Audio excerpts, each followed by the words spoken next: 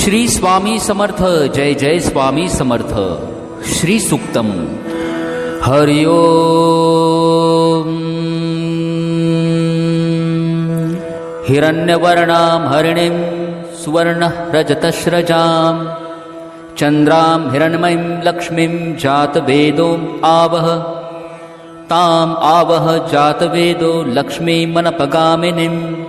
यस्यां हिरण्यं विन्देयं गामश्वं पुरुषाणहम्।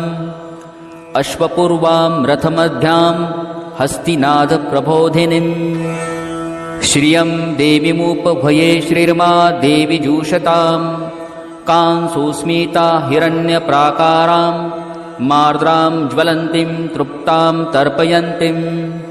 पद्मे स्थितां पद्मवर्णां तामिहोपभये श्रियम्।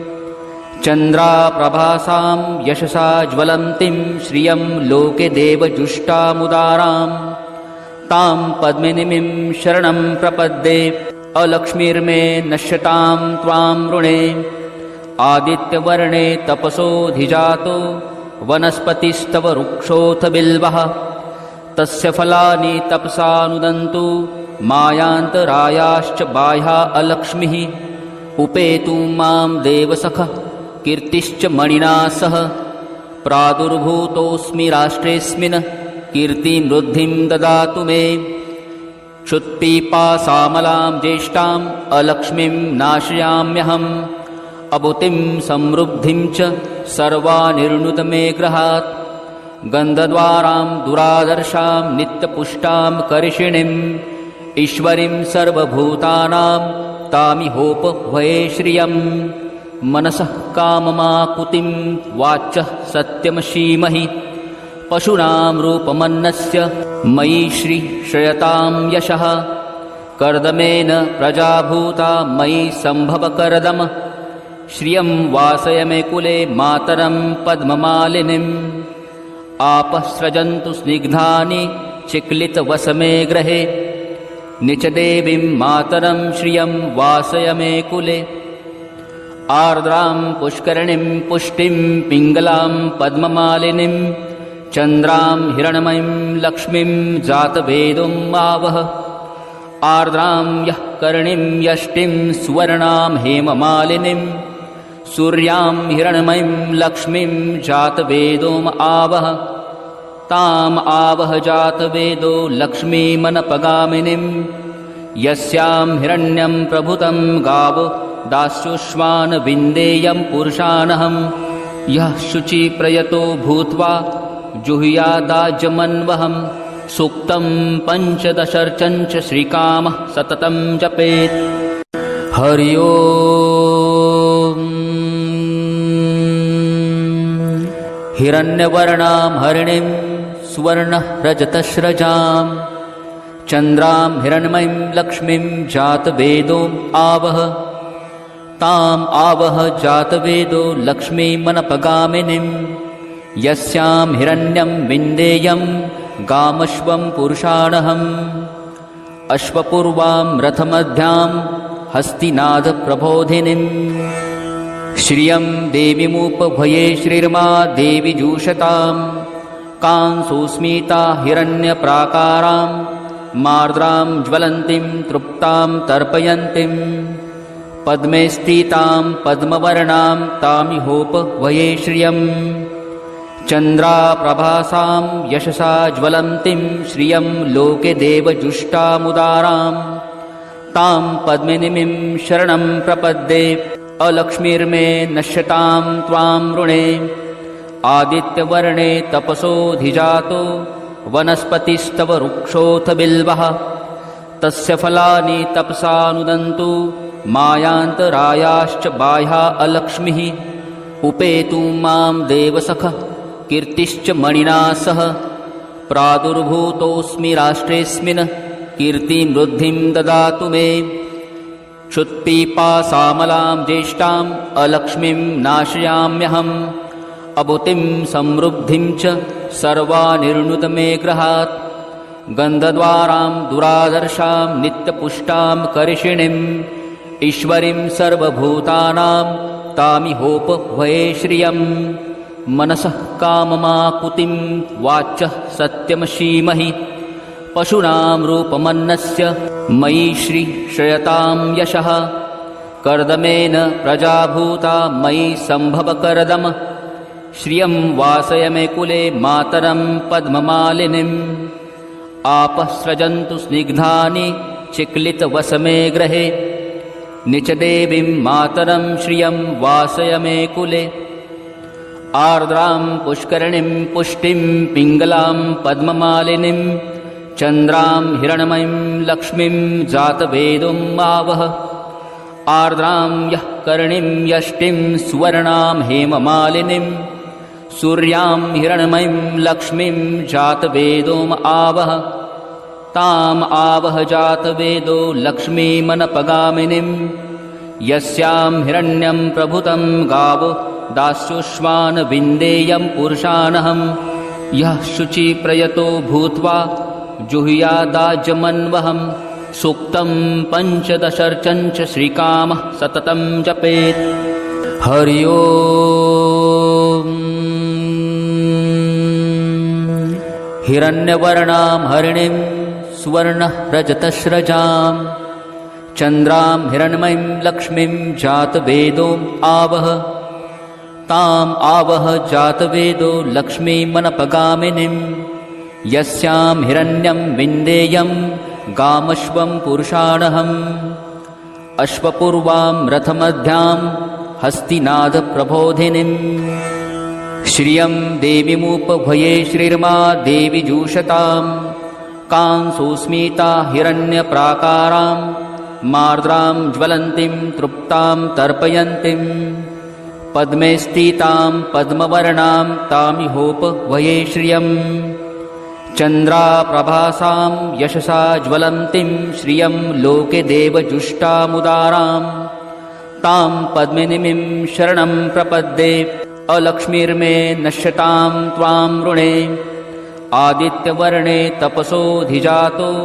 वनस्पतिस्तव वृक्षोऽथ बिल्वः तस्य फलानि तपसानुदन्तु मायान्तरायाश्च बाह्या अलक्ष्मीः उपेतु मां देवसखः कीर्तिश्च मणिना सह प्रादुर्भूतोऽस्मि राष्ट्रेऽस्मिन् कीर्तिं वृद्धिं ददातु मे क्षुत्पिपासामलां ज्येष्ठाम् अलक्ष्मीं नाशयाम्यहम् अभूतिं समृद्धिं च सर्वानिर्णुत मे गृहात् गन्धद्वारां दुरादर्शां नित्यपुष्टां करिषिणीम् ईश्वरीं सर्वभूतानां तामिहोपभये श्रियम् मनसः काममाकुतिं वाच्यः सत्यमशीमहि पशूनां रूपमन्नस्य मयि श्रीश्रयतां यशः कर्दमेन प्रजाभूता मयि सम्भवकर्दम श्रियं वासय मे कुले मातरं पद्ममालिनीम् आपः स्रजन्तु स्निग्धानि चिक्लितवसमे गृहे निचदेवीं मातरं श्रियं वासय मे कुले आर्द्रां पुष्करणीं पुष्टिं पिङ्गलां पद्ममालिनीं चन्द्रां हिरण्मयीं लक्ष्मीं जातवेदोम् आवह आर्द्रां यः कर्णीं यष्टिं सुवर्णां हेममालिनीं सूर्यां हिरण्मयीं लक्ष्मीं जातवेदोम् आवह ताम् आवह जातवेदो लक्ष्मीमनपगामिनीं यस्यां हिरण्यं प्रभुतं गावो दास्युष्मान् विन्देयं पुरुषानहं यः शुचिप्रयतो भूत्वा जुहुयादाजमन्वहं सूक्तं पञ्चदशर्चञ्च श्रीकामः सततं जपेत् हरि ओम् हिरण्यवर्णां हरिणीं सुवर्णरजतस्रजां चन्द्रां हिरण्मयीं लक्ष्मीं जातवेदोम् आवह ताम् आवह जातवेदो लक्ष्मीमनपगामिनीं यस्यां हिरण्यं विन्देयं गामश्वं पुरुषाणहम् अश्वपूर्वां रथमध्यां हस्तिनादप्रबोधिनीं श्रियं देवीमुपभये श्रीर्मा देवी जूषतां कांसोस्मिता हिरण्यप्राकारां मार्द्रां ज्वलन्तीं तृप्तां तर्पयन्तीं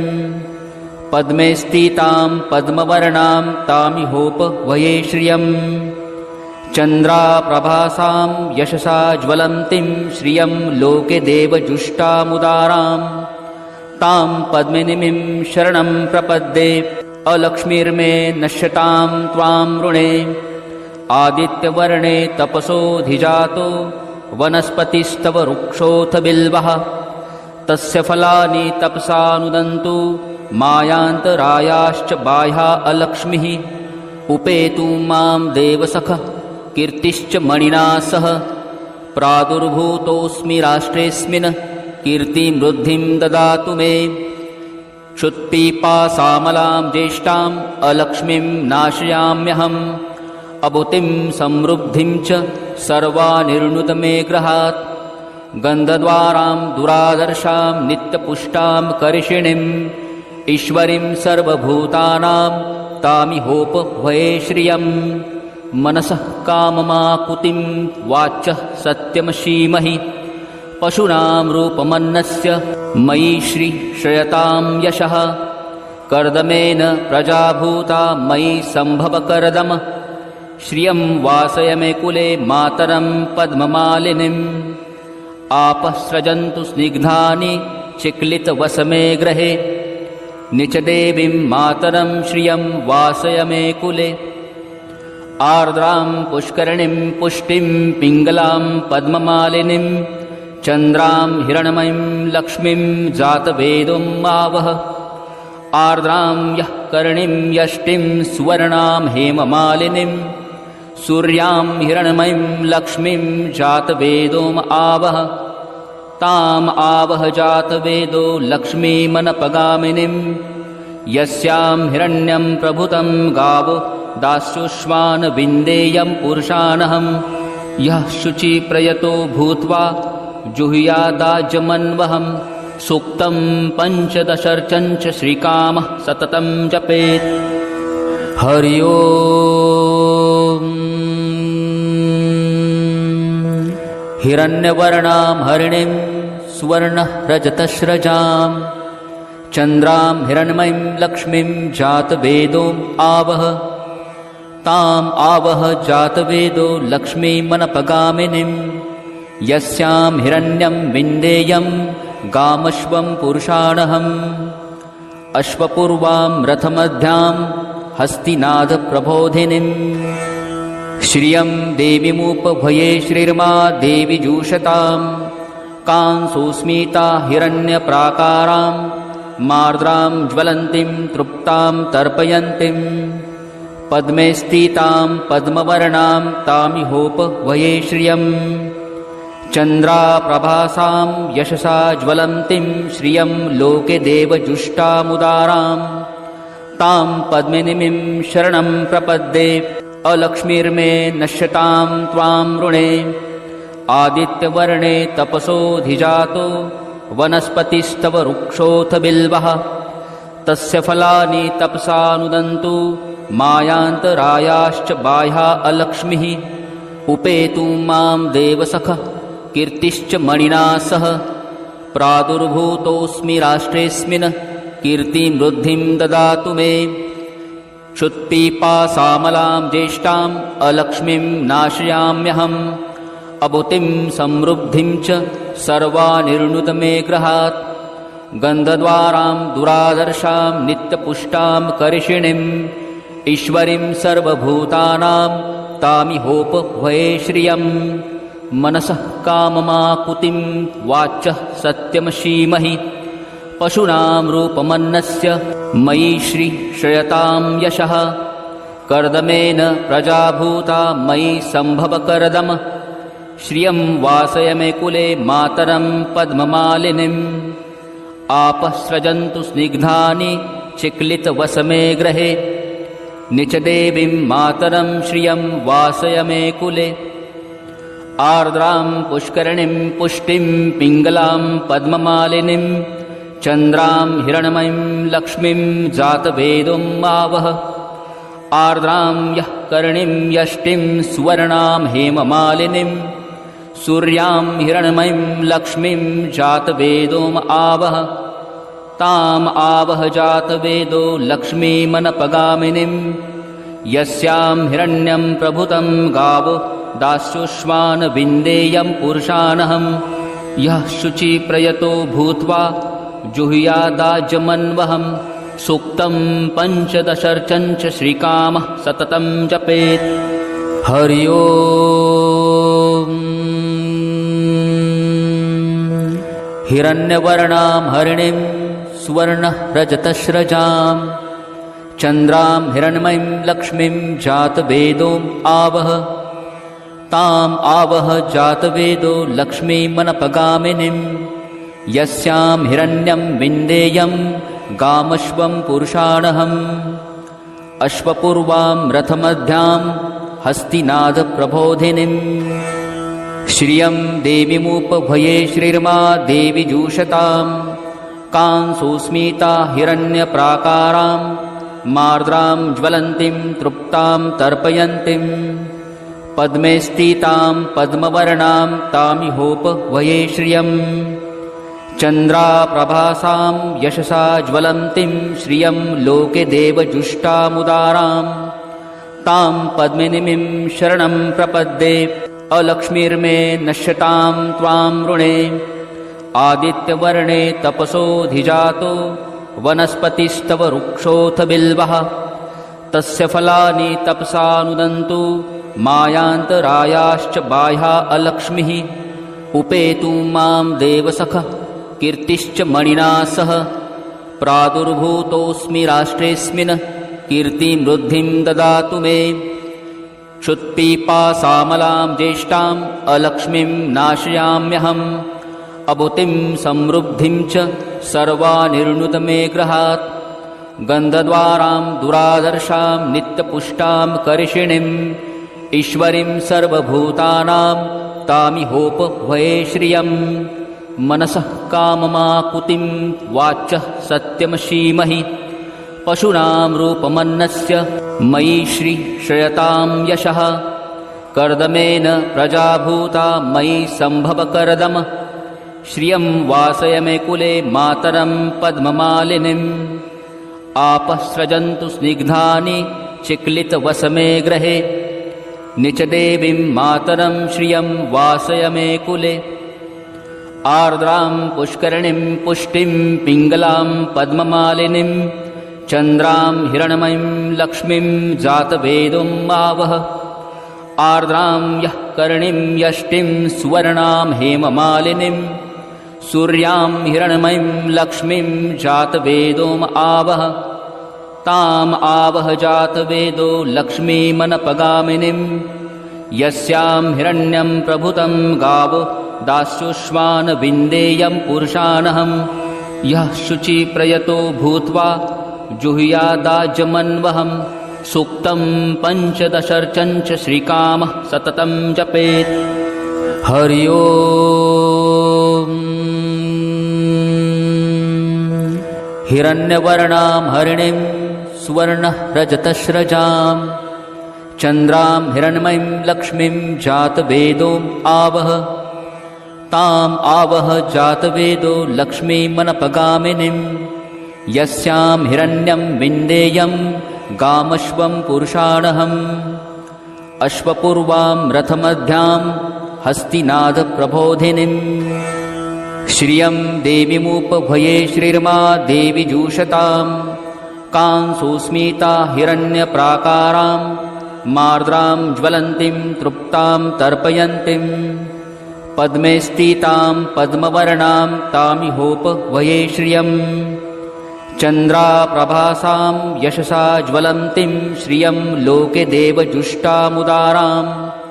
तां पद्मिनीं शरणं प्रपद्ये अलक्ष्मीर्मे नश्यतां त्वां ऋणे आदित्यवर्णे तपसोऽधिजातो वनस्पतिस्तव वृक्षोऽथ बिल्वः तस्य फलानि तपसानुदन्तु मायान्तरायाश्च बाह्या अलक्ष्मीः उपेतु मां देवसखः कीर्तिश्च मणिना सह प्रादुर्भूतोऽस्मि राष्ट्रेऽस्मिन् कीर्तिं वृद्धिं ददातु मे क्षुत्पिपासामलां ज्येष्ठाम् अलक्ष्मीं नाशयाम्यहम् अबुतिं समृद्धिं च सर्वानिर्णुतमे गृहात् गन्धद्वारां दुरादर्शां नित्यपुष्टां करिषिणीम् ईश्वरीं सर्वभूतानां तामिहोपभये श्रियम् मनसः काममाकुतिं वाचः सत्यमशीमहि पशूनां रूपमन्नस्य मयि श्रीश्रयतां यशः कर्दमेन प्रजाभूता मयि सम्भवकर्दम श्रियं वासय मे कुले मातरं पद्ममालिनीम् आपः स्रजन्तु स्निग्धानि चिक्लितवसमे गृहे निचदेवीं मातरं श्रियं वासय मे कुले आर्द्रां पुष्करिणीं पुष्टिं पिङ्गलां पद्ममालिनीं चन्द्रां हिरण्मयीं लक्ष्मीं जातवेदोम् आवह आर्द्रां यः कर्णीं यष्टिं सुवर्णां हेममालिनीं सूर्यां हिरण्मयीं लक्ष्मीं जातवेदोम् आवह ताम् आवह जातवेदो लक्ष्मीमनपगामिनीं यस्यां हिरण्यं प्रभुतं गावो दास्युष्मान् विन्देयं पुरुषानहं यः शुचिप्रयतो भूत्वा जुहुयादाजमन्वहं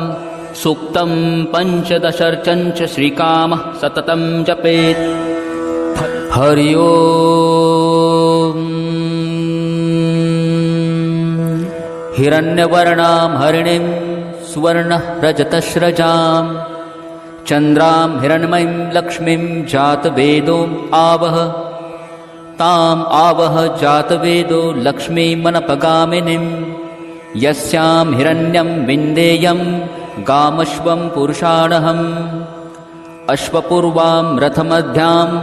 हस्तिनादप्रबोधिनीं श्रियं देवीमुपभये श्रीर्मा देवी जूषतां कांसुस्मिता हिरण्यप्राकारां मार्द्रां ज्वलन्तीं तृप्तां तर्पयन्तीं पद्मे स्थितां पद्मवर्णां तामिहोपभये श्रियम्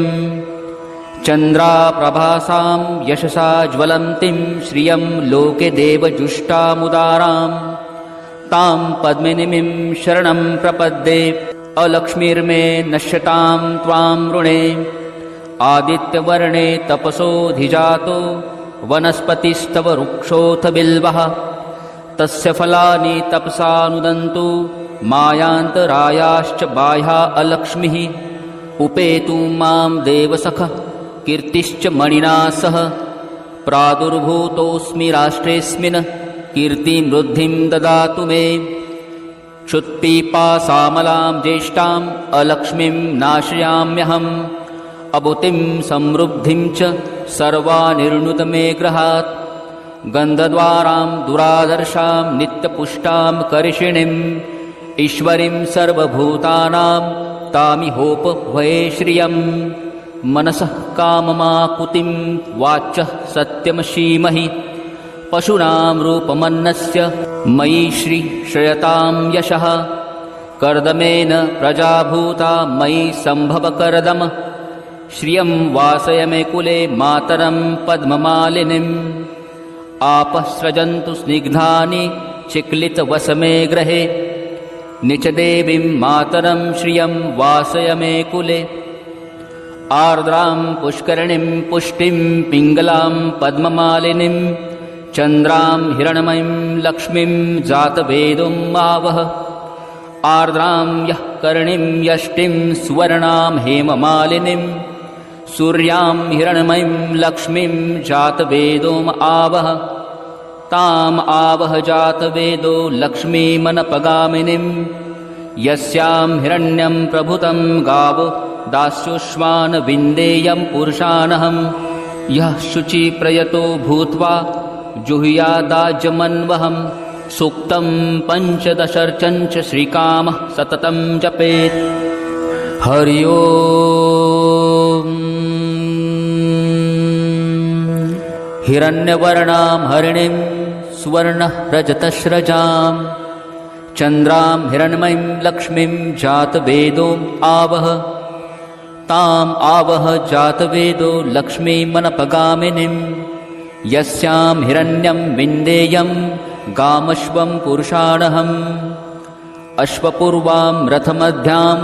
हस्तिनादप्रबोधिनीम् श्रियं देवीमुपभये श्रीर्मा देवी जूषतां कांसुस्मिता हिरण्यप्राकारां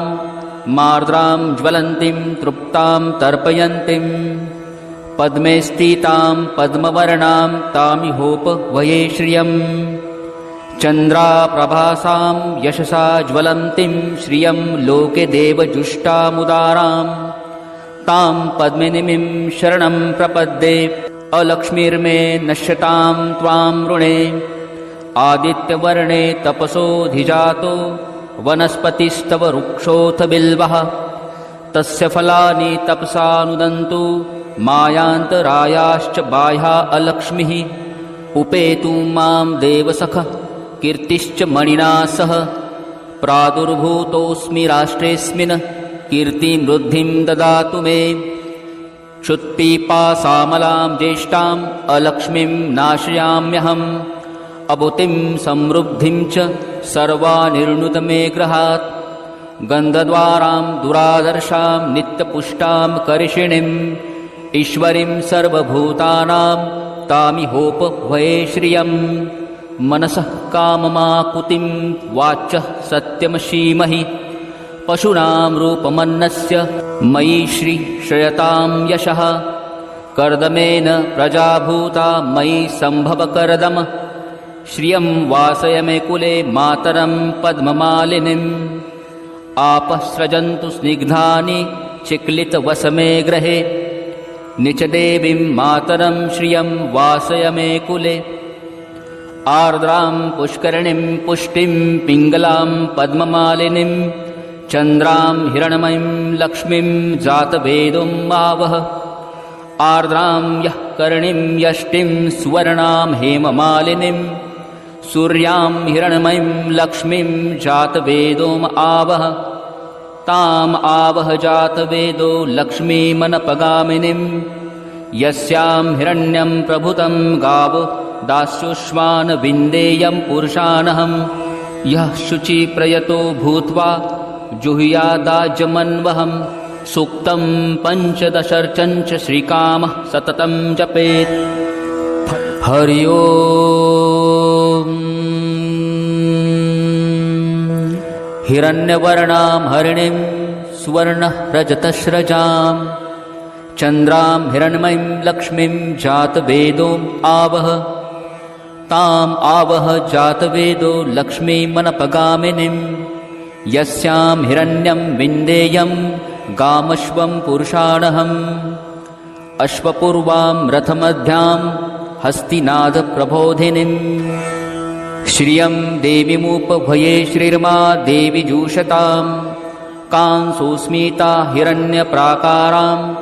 मार्द्रां ज्वलन्तीं तृप्तां तर्पयन्तीं पद्मे स्थितां पद्मवर्णां तामिहोपभये श्रियम्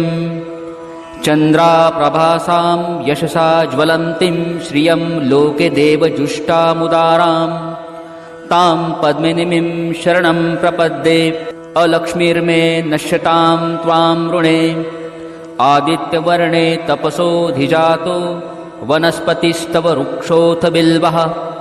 तस्य फलानि तपसानुदन्तु मायान्तरायाश्च बाह्या अलक्ष्मीः उपेतु मां देवसख कीर्तिश्च मणिना सह प्रादुर्भूतोऽस्मि राष्ट्रेऽस्मिन् कीर्तिं वृद्धिं ददातु मे क्षुत्पिपासामलां ज्येष्ठाम् अलक्ष्मीं नाशयाम्यहम् अबुतिं समृद्धिं च सर्वानिर्णुत मे गृहात् गन्धद्वारां दुरादर्शां नित्यपुष्टां करिषिणीम् ईश्वरीं सर्वभूतानां तामिहोपभये श्रियम् मनसः काममाकुतिं वाचः सत्यमशीमहि पशूनां रूपमन्नस्य मयि श्रीश्रयतां यशः कर्दमेन प्रजाभूता मयि सम्भवकर्दम श्रियं वासय मे कुले मातरं पद्ममालिनीम् आपःसृजन्तु स्निग्धानि चिक्लितवसमे गृहे निचदेवीं मातरं श्रियं वासय मे कुले आर्द्रां पुष्करणीं पुष्टिं पिङ्गलां पद्ममालिनीं चन्द्रां हिरण्मयीं लक्ष्मीं जातवेदों आवह।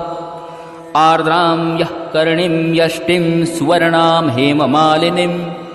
सूर्यां हिरण्मयीं लक्ष्मीं जातवेदों आवह। ताम् आवह जातवेदो लक्ष्मीमनपगामिनीं यस्यां हिरण्यं प्रभुतं गावो दास्युष्मान् विन्देयं पुरुषानहं। यः शुचिप्रयतो भूत्वा जुहुयादाजमन्वहं सूक्तं पञ्चदशर्चञ्च श्रीकामः सततं जपेत्। हरि ओम्। हिरण्यवर्णां हरिणीं सुवर्णरजतस्रजां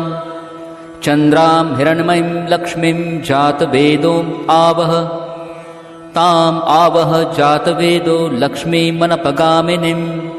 यस्यां हिरण्यं विन्देयं गामश्वं पुरुषाणहम्।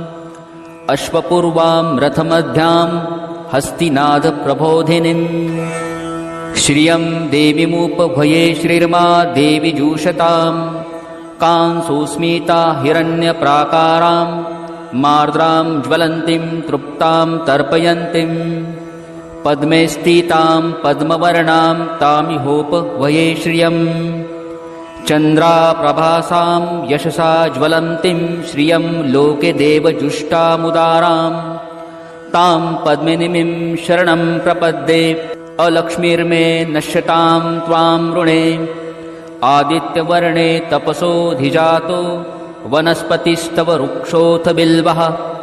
तस्य फलानि तपसा नुदन्तु मायान्तरायाश्च बाह्या अलक्ष्मीः। उपेतु मां देवसख कीर्तिश्च मणिना सह प्रादुर्भूतोऽस्मि राष्ट्रेऽस्मिन् कीर्तिं वृद्धिं ददातु मे। क्षुत्पिपासामलां ज्येष्ठाम् अलक्ष्मीं नाशयाम्यहम् अभूतिं समृद्धिं च सर्वानिर्णुत मे गृहात्। गन्धद्वारां दुरादर्शां नित्यपुष्टां करिषिणीम्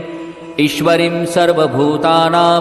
तामिहोपभये श्रियम्। मनसः काममाकुतिं वाचः सत्यमशीमहि पशूनां रूपमन्नस्य मयि श्रीश्रयतां यशः। कर्दमेन प्रजाभूता मयि सम्भवकर्दम श्रियं वासय मे कुले मातरं पद्ममालिनीम्। आपः सृजन्तु स्निग्धानि चिक्लितवसमे गृहे निचदेवीं मातरं श्रियं वासय मे कुले। आर्द्रां पुष्करणीं पुष्टिं पिङ्गलां पद्ममालिनीं चन्द्रां हिरण्मयीं लक्ष्मीं जातवेदों आवह। आर्द्रां यः कर्णीं यष्टिं सुवर्णां हेममालिनीं सूर्यां हिरण्मयीं लक्ष्मीं जातवेदों आवह।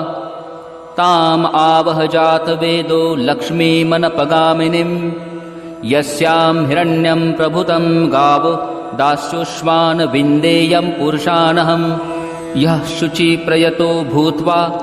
जुहुयादाजमन्वहं सूक्तं पञ्चदशर्चञ्च श्रीकामः सततं जपेत्। हरि ओम्। हिरण्यवर्णां हरिणीं सुवर्णरजतस्रजां चन्द्रां हिरण्मयीं लक्ष्मीं जातवेदों आवह। ताम् आवह जातवेदो लक्ष्मीमनपगामिनीं यस्यां हिरण्यं विन्देयं गामश्वं पुरुषाणहम्। अश्वपूर्वां रथमध्यां हस्तिनादप्रबोधिनीं श्रियं देवीमुपभये श्रीर्मा देवी जूषतां। कांसोस्मिता हिरण्यप्राकारां मार्द्रां ज्वलन्तीं तृप्तां तर्पयन्तीं पद्मे स्थितां पद्मवर्णां तामिहोपभये श्रियम्। चन्द्राप्रभासां यशसा ज्वलन्तीं श्रियं लोके देवजुष्टामुदारां तां पद्मिनीं शरणं प्रपद्ये। अलक्ष्मीर्मे नश्यतां त्वां ऋणे आदित्यवर्णे तपसोऽधिजातो वनस्पतिस्तव वृक्षोऽथ बिल्वः। तस्य फलानि तपसानुदन्तु मायान्तरायाश्च बाह्या अलक्ष्मीः उपेतुं मां देवसखः कीर्तिश्च मणिना सह प्रादुर्भूतोऽस्मि राष्ट्रेऽस्मिन् कीर्तिं वृद्धिं ददातु मे क्षुत्पिपासामलां ज्येष्ठाम् अलक्ष्मीं नाशयाम्यहम् अभूतिं समृद्धिं च सर्वानिर्णुत मे गृहात् गन्धद्वारां दुरादर्शां नित्यपुष्टां करिषिणीम् ईश्वरीं सर्वभूतानां तामिहोपभये श्रियम् मनसः काममाकुतिं वाचः सत्यमशीमहि पशूनां रूपमन्नस्य मयि श्रीश्रयतां यशः कर्दमेन प्रजाभूता मयि सम्भवकर्दम श्रियं वासय मे कुले मातरं पद्ममालिनीम् आपः स्रजन्तु स्निग्धानि चिक्लितवसमे गृहे निचदेवीं मातरं श्रियं वासय मे कुले आर्द्रां पुष्करिणीं पुष्टिं पिङ्गलां पद्ममालिनीं चन्द्रां हिरण्मयीं लक्ष्मीं जातवेदोम् आवह आर्द्रां यः कर्णीं यष्टिं सुवर्णां हेममालिनीं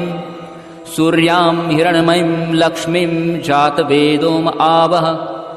ताम् आवह जातवेदो लक्ष्मीमनपगामिनीं यस्यां हिरण्यं प्रभुतं गावो दास्युष्मान् विन्देयं पुरुषानहम् यः शुचिप्रयतो भूत्वा जुहुयादाजमन्वहम् सूक्तं पञ्चदशर्चञ्च श्रीकामः सततं जपेत् हरि ओम् हिरण्यवर्णां हरिणीं सुवर्णरजतस्रजां चन्द्रां हिरण्मयीं लक्ष्मीं जातवेदोम् आवह ताम् आवह जातवेदो लक्ष्मीमनपगामिनीं यस्यां हिरण्यं विन्देयं गामश्वं पुरुषाणहम् अश्वपूर्वां रथमध्यां हस्तिनादप्रबोधिनीम् श्रियं देवीमुपभये श्रीर्मा देवी जूषतां कांसोस्मिता हिरण्यप्राकारां मार्द्रां ज्वलन्तीं तृप्तां तर्पयन्तीं पद्मे स्थितां पद्मवर्णां तामिहोपभये श्रियम् चन्द्राप्रभासां यशसा ज्वलन्तीं श्रियं लोके देवजुष्टामुदारां तां पद्मिनीं शरणं प्रपद्ये अलक्ष्मीर्मे नश्यतां त्वां ऋणे आदित्यवर्णे तपसोऽधिजातो वनस्पतिस्तव वृक्षोऽथ बिल्वः तस्य फलानि तपसानुदन्तु मायान्तरायाश्च बाह्या अलक्ष्मीः उपेतुं मां देवसखः कीर्तिश्च मणिना सह प्रादुर्भूतोऽस्मि राष्ट्रेऽस्मिन् कीर्तिं वृद्धिं ददातु मे क्षुत्पिपासामलां ज्येष्ठाम् अलक्ष्मीं नाशयाम्यहम् अभूतिं समृद्धिं च सर्वानिर्णुत मे गृहात् गन्धद्वारां दुरादर्शां नित्यपुष्टां करिषिणीम् ईश्वरीं सर्वभूतानां तामिहोपभये श्रियम् मनसः काममाकुतिं वाचः सत्यमशीमहि पशूनां रूपमन्नस्य मयि श्रीश्रयतां यशः कर्दमेन प्रजाभूता मयि सम्भवकर्दम श्रियं वासय मे कुले मातरं पद्ममालिनीम् आपः स्रजन्तु स्निग्धानि चिक्लितवसमे गृहे निचदेवीं मातरं श्रियं वासय मे कुले आर्द्रां पुष्करिणीं पुष्टिं पिङ्गलां पद्ममालिनीं चन्द्रां हिरण्मयीं लक्ष्मीं जातवेदोम् आवह आर्द्रां यः कर्णीं यष्टिं सुवर्णां हेममालिनीं सूर्यां हिरण्मयीं लक्ष्मीं जातवेदोम् आवह ताम् आवह जातवेदो लक्ष्मीमनपगामिनीं यस्यां हिरण्यं प्रभुतं गावो दास्युष्मान् विन्देयं पुरुषानहम् यः शुचिप्रयतो भूत्वा जुहुयादाजमन्वहम् सूक्तं पञ्चदशर्चञ्च श्रीकामः सततं जपेत् हरि ओम् हिरण्यवर्णां हरिणीं सुवर्णरजतस्रजां चन्द्रां हिरण्मयीं लक्ष्मीं जातवेदोम् आवह ताम् आवह जातवेदो लक्ष्मीमनपगामिनीं यस्यां हिरण्यं विन्देयं गामश्वं पुरुषाणहम् अश्वपूर्वां रथमध्यां हस्तिनादप्रबोधिनीम् श्रियं देवीमुपभये श्रीर्मा देवी जूषतां कांसोस्मिता हिरण्यप्राकारां मार्द्रां ज्वलन्तीं तृप्तां तर्पयन्तीं पद्मे स्थितां पद्मवर्णां तामिहोपभये श्रियं चन्द्राप्रभासां यशसा ज्वलन्तीं श्रियं लोके देवजुष्टामुदारां तां पद्मिनीं शरणं प्रपद्ये अलक्ष्मीर्मे नश्यतां त्वां ऋणे आदित्यवर्णे तपसोऽधिजातो वनस्पतिस्तव वृक्षोऽथ बिल्वः तस्य फलानि तपसानुदन्तु मायान्तरायाश्च बाह्या अलक्ष्मीः उपेतु मां देवसखः कीर्तिश्च मणिना सह प्रादुर्भूतोऽस्मि राष्ट्रेऽस्मिन् कीर्तिं वृद्धिं ददातु मे क्षुत्पिपासामलां ज्येष्ठाम् अलक्ष्मीं नाशयाम्यहम् अभूतिं समृद्धिं च सर्वानिर्णुत मे गृहात् गन्धद्वारां दुरादर्शां नित्यपुष्टां कर्षिणीम् ईश्वरीं सर्वभूतानां तामिहोपभये श्रियं मनसः काममाकुतिं वाचः सत्यमशीमहि पशूनां रूपमन्नस्य मयि श्रीश्रयतां यशः कर्दमेन प्रजाभूता मयि सम्भवकर्दम श्रियं वासय मे कुले मातरं पद्ममालिनीम् आपः स्रजन्तु स्निग्धानि चिक्लितवसमे गृहे निचदेवीं मातरं श्रियं वासय मे कुले आर्द्रां पुष्करिणीं पुष्टिं पिङ्गलां पद्ममालिनीं चन्द्रां हिरण्मयीं लक्ष्मीं जातवेदोम् आवह आर्द्रां यः कर्णीं यष्टिं सुवर्णां हेममालिनीं सूर्यां हिरण्मयीं लक्ष्मीं जातवेदोम् आवह ताम् आवह जातवेदो लक्ष्मीमनपगामिनीं यस्यां हिरण्यं प्रभुतं गावो दास्युष्मान् विन्देयं पुरुषानहं यः शुचिप्रयतो भूत्वा जुहुयादाजमन्वहं सूक्तं पञ्चदशर्चञ्च श्रीकामः सततं जपेत् हरि ओम् हिरण्यवर्णां हरिणीं सुवर्णरजतस्रजां चन्द्रां हिरण्मयीं लक्ष्मीं जातवेदोम् आवह ताम् आवह जातवेदो लक्ष्मीमनपगामिनीं यस्यां हिरण्यं विन्देयं गामश्वं पुरुषाणहम् अश्वपूर्वां रथमध्यां हस्तिनादप्रबोधिनीम् श्रियं देवीमुपभये श्रीर्मा देवी जूषतां कांसोस्मिता हिरण्यप्राकारां मार्द्रां ज्वलन्तीं तृप्तां तर्पयन्तीं पद्मे स्थितां पद्मवर्णां तामिहोपभये श्रियं चन्द्राप्रभासां यशसा ज्वलन्तीं श्रियं लोके देवजुष्टामुदारां तां पद्मिनीं शरणं प्रपद्ये अलक्ष्मीर्मे नश्यतां त्वां ऋणे आदित्यवर्णे तपसोऽधिजातो वनस्पतिस्तव वृक्षोऽथ बिल्वः तस्य फलानि तपसानुदन्तु मायान्तरायाश्च बाह्या अलक्ष्मीः उपेतु मां देवसखः कीर्तिश्च मणिना सह प्रादुर्भूतोऽस्मि राष्ट्रेऽस्मिन् कीर्तिं वृद्धिं ददातु मे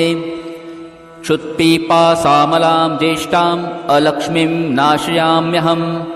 अभूतिं समृद्धिं च सर्वानिर्णुत मे गृहात् गन्धद्वारां दुरादर्शां नित्यपुष्टां कर्षिणीम् ईश्वरीं सर्वभूतानां तामिहोपभये श्रियं मनसः काममाकुतिं वाचः सत्यमशीमहि पशूनां रूपमन्नस्य मयि श्रीश्रयतां यशः कर्दमेन प्रजाभूता मयि सम्भव कर्दम श्रियं वासय मे कुले मातरं पद्ममालिनीम् आपः स्रजन्तु स्निग्धानि चिक्लितवसमे गृहे निचदेवीं मातरं श्रियं वासय मे कुले आर्द्रां पुष्करिणीं पुष्टिं पिङ्गलां पद्ममालिनीं चन्द्रां हिरण्मयीं लक्ष्मीं जातवेदोम् आवह आर्द्रां यः कर्णीं यष्टिं सुवर्णां हेममालिनीं सूर्यां हिरण्मयीं लक्ष्मीं जातवेदोम् आवह ताम् आवह जातवेदो लक्ष्मीमनपगामिनीं यस्यां हिरण्यं प्रभुतं गावो दास्युष्मान् विन्देयं पुरुषानहं यः शुचिप्रयतो भूत्वा जुहुयादाजमन्वहं सूक्तं पञ्चदशर्चञ्च श्रीकामः सततं जपेत् हरि ओम् हिरण्यवर्णां हरिणीं सुवर्णरजतस्रजां चन्द्रां हिरण्मयीं लक्ष्मीं जातवेदोम् आवह ताम् आवह जातवेदो लक्ष्मीमनपगामिनीं यस्यां हिरण्यं विन्देयं गामश्वं पुरुषाणहम् अश्वपूर्वां रथमध्यां हस्तिनादप्रबोधिनीं श्रियं देवीमुपभये श्रीर्मा देवी जूषतां कांसोस्मिता हिरण्यप्राकारां मार्द्रां ज्वलन्तीं तृप्तां तर्पयन्तीं पद्मे स्थितां पद्मवर्णां तामिहोपभये श्रियम् चन्द्राप्रभासां यशसा ज्वलन्तीं श्रियं लोके देवजुष्टामुदारां तां पद्मिनीं शरणं प्रपद्ये अलक्ष्मीर्मे नश्यतां त्वां ऋणे आदित्यवर्णे तपसोऽधिजातो वनस्पतिस्तव वृक्षोऽथ बिल्वः तस्य फलानि तपसानुदन्तु मायान्तरायाश्च बाह्या अलक्ष्मीः उपेतु मां देवसख कीर्तिश्च मणिना सह प्रादुर्भूतोऽस्मि राष्ट्रेऽस्मिन् कीर्तिं वृद्धिं ददातु मे क्षुत्पिपासामलां ज्येष्ठाम् अलक्ष्मीं नाशयाम्यहम् अभूतिं समृद्धिं च सर्वानिर्णुत मे गृहात् गन्धद्वारां दुरादर्शां नित्यपुष्टां करिषिणीम् ईश्वरीं सर्वभूतानां तामिहोपभये श्रियम् मनसः काममाकुतिं वाचः सत्यमशीमहि पशूनां रूपमन्नस्य मयि श्रीश्रयतां यशः कर्दमेन प्रजाभूता मयि सम्भव कर्दम श्रियं वासय मे कुले मातरं पद्ममालिनीम् आपः स्रजन्तु स्निग्धानि चिक्लितवसमे गृहे निचदेवीं मातरं श्रियं वासय मे कुले आर्द्रां पुष्करिणीं पुष्टिं पिङ्गलां पद्ममालिनीं चन्द्रां हिरण्मयीं लक्ष्मीं जातवेदोम् आवह आर्द्रां यः कर्णीं यष्टिं सुवर्णां हेममालिनीं सूर्यां हिरण्मयीं लक्ष्मीं जातवेदोम् आवह ताम् आवह जातवेदो लक्ष्मीमनपगामिनीं यस्यां हिरण्यं प्रभुतं गावो दास्युष्मान् विन्देयं पुरुषानहं यः शुचिप्रयतो भूत्वा जुहुयादाजमन्वहं सूक्तं पञ्चदशर्चञ्च श्रीकामः सततं जपेत् फलश्रुति पद्मानने पद्म उरु पद्माक्षि पद्मसंभवे तन्मे भजसि पद्माक्षि येन सौख्यं लभाम्यहम् अश्वदाय गोदाय धनधाय महाधने धनमे लभतां देवी सर्वकामांच देहि मे पद्मानने पद्मविपद्मपत्रे पद्मप्रिये पद्मदलायताक्षि विश्वप्रिये विष्णुमनोनुकुले त्वत्पादपद्ममयि सन्निधत्सव पुत्रं पौत्रं धनं धान्यं हस्त्यश्वादिगवैरथं प्रजानां भवसि माता आयुष्मतं करोतु मे धनम् अग्निर्धनं वायुर्धनं सूर्यो धनं वसुः धनम् इन्द्रो बृहस्पतिर्वरुणं धनम् अस्तु मे वैनतेयं सोमं पिबं सोमं पिबतु रुद्रः सोमं धनस्य सोमिनो मह्यं ददातु सोमिनः न क्रोधो न च मात्सर्यं न लोभो नाशुभामतिः भवन्ति कृतपुण्यानां भक्तानां श्रीसूक्तं जपेत् सरसीजनीलये सरोजहस्ते धवलतरांशुकगन्धमाल्यशोभे भगवती हरिवल्लभे मनोज्ञे त्रिभुवनभूति करिप्रसीद मह्यम विष्णुपत्नीं क्षमां देवी माधवीं माधवप्रियां लक्ष्मीप्रियसखीं देवी नमाम्यच्युतवल्लभां महालक्ष्मी च विद्महे विष्णुपत्न्यै च धीमहि तन्नः लक्ष्मीः प्रचोदयात् श्रीवर्चस्वमायुष्यमारोग्यमाविधात् शोभमानं महीयते धान्यं धनं पशुं बहुपुत्रलाभं शतसंवत्सरं दीर्घमायुः इति श्रीसूक्तं श्रीस्वामी समर्थ।